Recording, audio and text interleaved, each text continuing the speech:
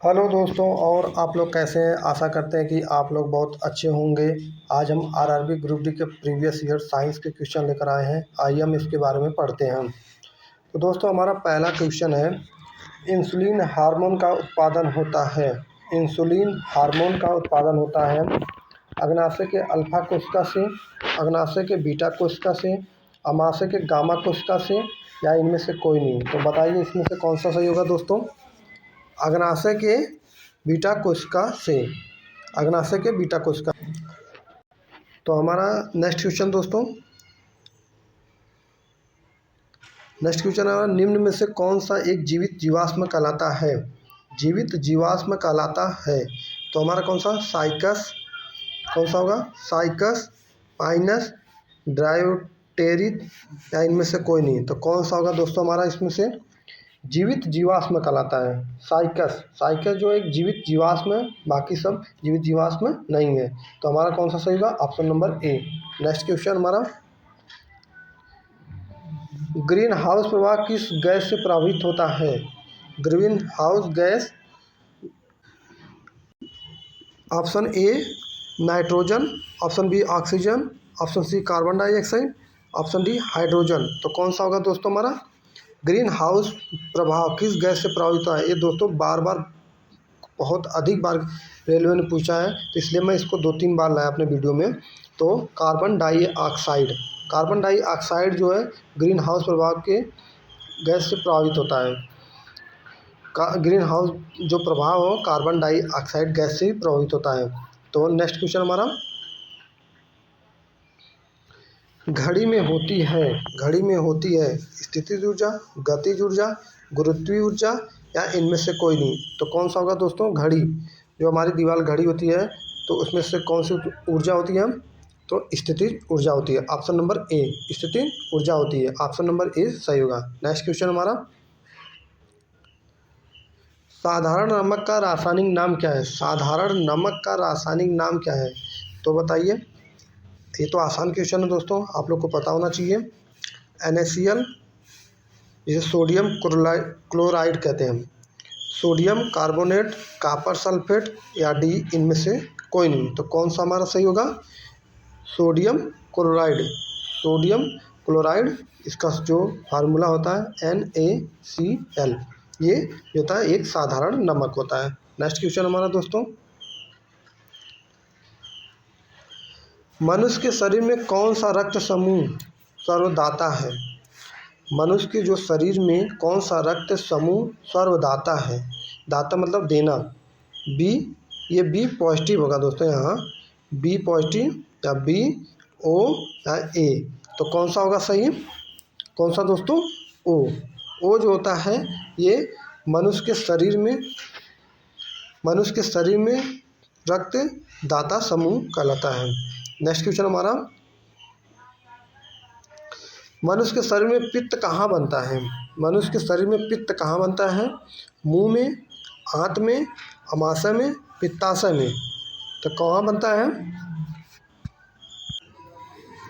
कौन सा सही होगा दोस्तों हमारा, मुंह में, आंत में, अमाशय में, या पित्ताशय में। तो कौन सा सही होगा, मनुष्य के शरीर में पित्त कहाँ बनता है, पित्ताशय में। पित्त से, पित्त देखिए, और पित्ताशय, ये पित्ताशय में बनता है। नेक्स्ट क्वेश्चन हमारा,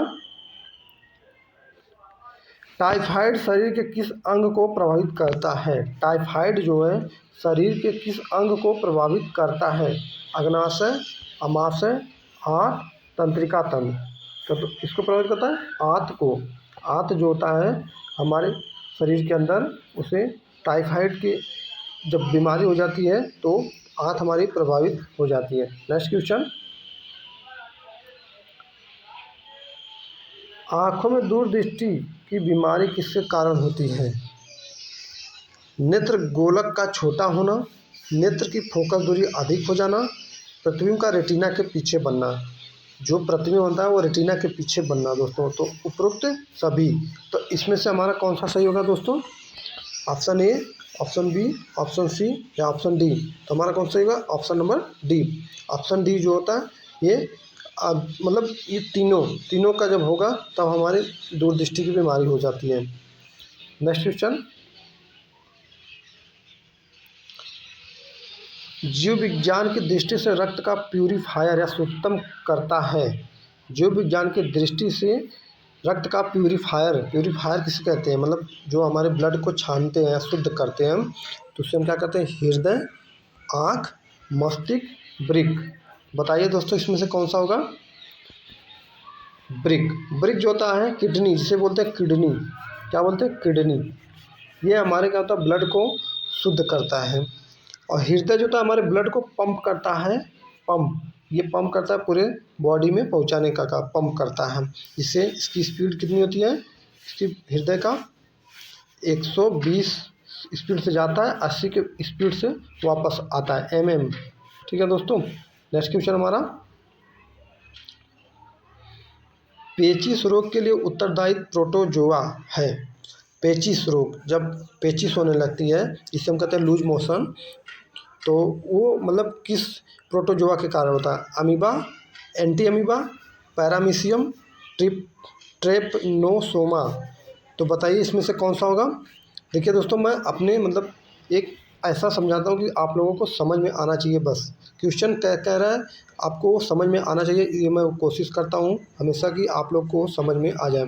तो हमारा कौन सा उत्तर होगा, एंट अमीबा जो होता है ये प्रोटोजोआ एक है जो पेचिश रोग के लिए उत्तरदायित्व है। नेक्स्ट क्वेश्चन हमारा, निम्न में से कौन सा शीत रक्ती प्राणी है।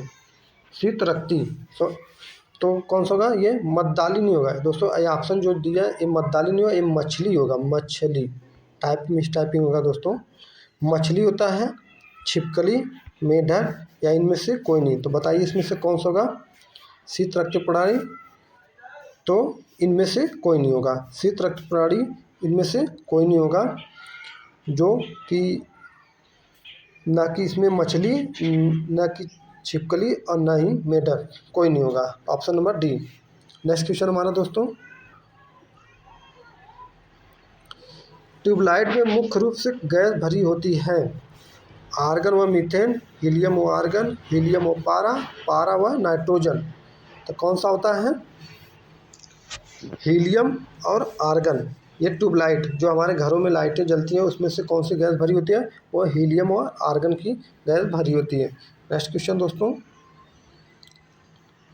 वह पदार्थ जिसकी कमी से डिहाइड्रेशन होता है, डिहाइड्रेशन होता है, नमक की कमी से, खून की कमी से, पानी की कमी से, लवण की कमी से।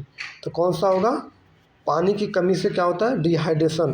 पानी की जब कमी होने लगती है हमारे शरीर में तो हमें डिहाइड्रेशन होने लगता है। नेक्स्ट क्वेश्चन हमारा दोस्तों, हाइड्रोजन का अवशोषण कैसे वाली धातु से है, मतलब कहने का मतलब हाइड्रोजन का जो अवशोषण होता है किस वाली धातु से होता है, पोलोडियम, प्लेटिनम, टाइटेनियम या सभी। तो कौन सा दोस्तों, सभी। जो सभी धातु होते हैं वो हाइड्रोजन का अवशोषण करती हैं। नेक्स्ट क्वेश्चन हमारा, कौन सा अंग कार्य न करने पर मधुमेह रोग हो जाता है, मधुमेह रोग हो जाता है। कौन सा अंग होगा हमारे दोस्तों, यकृत, फेफड़ा, वृक्क, अग्नाशय।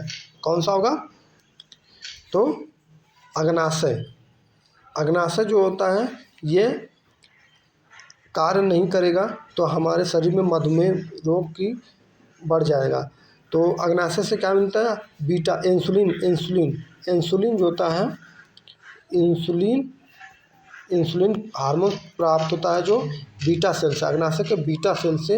ये हमारे मधुमेह रोग को कंट्रोल में मतलब रखता है, कंट्रोल करता है मधुमेह रोग, जिसे हम कहते हैं शुगर। मधुमेह का मतलब होता है दोस्तों शुगर रोग, शुगर।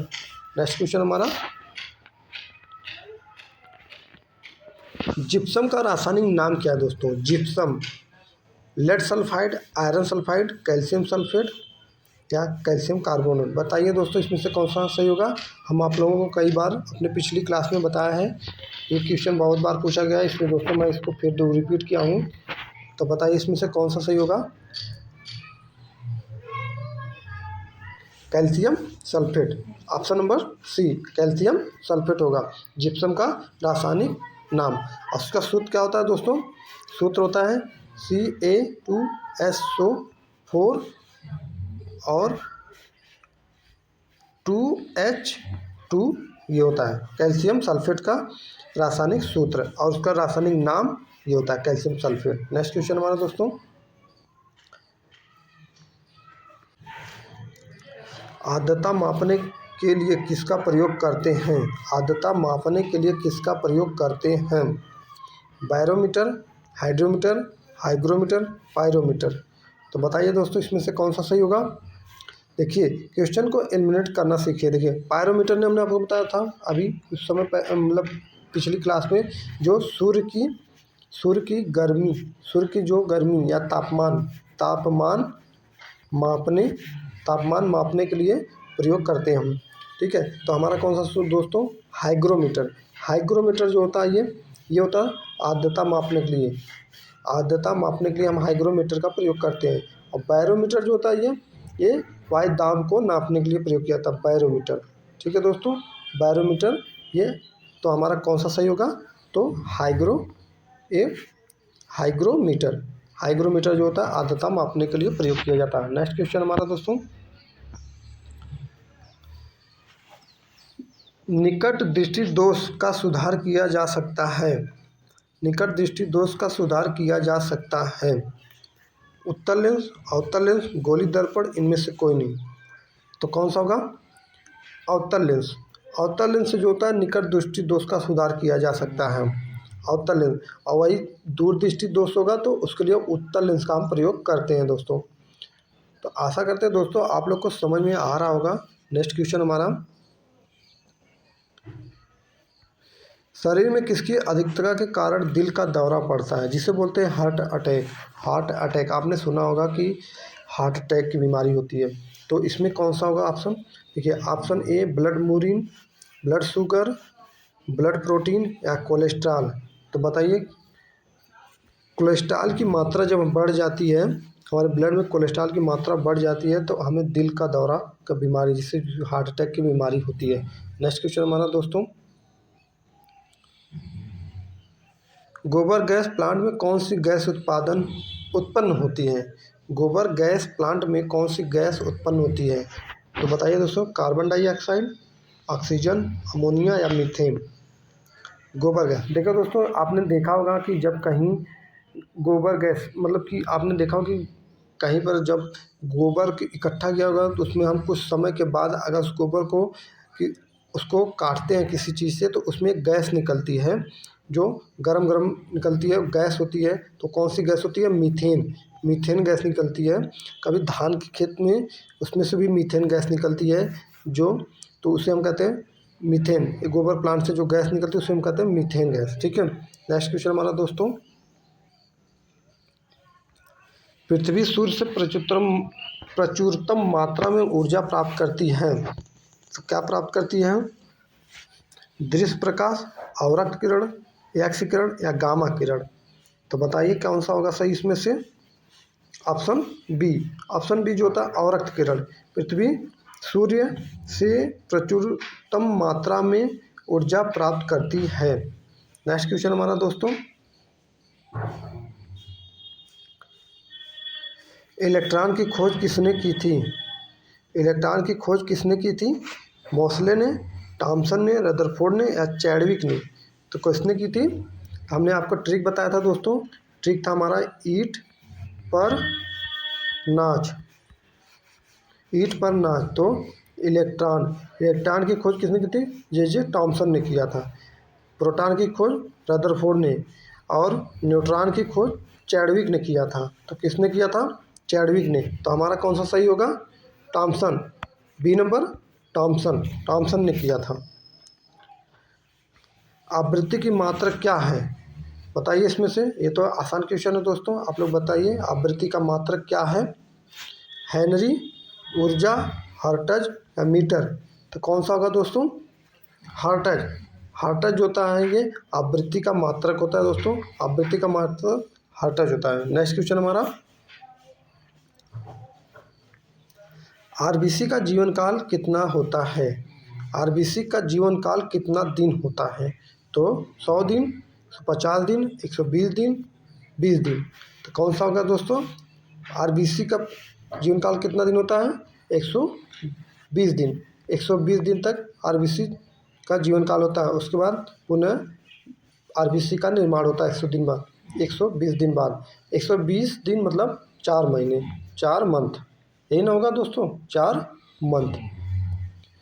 आशा करते हैं दोस्तों आप लोग को समझ में आया होगा। तो हमारे चैनल को लाइक करिए, सब्सक्राइब करिए, शेयर करिए। धन्यवाद दोस्तों।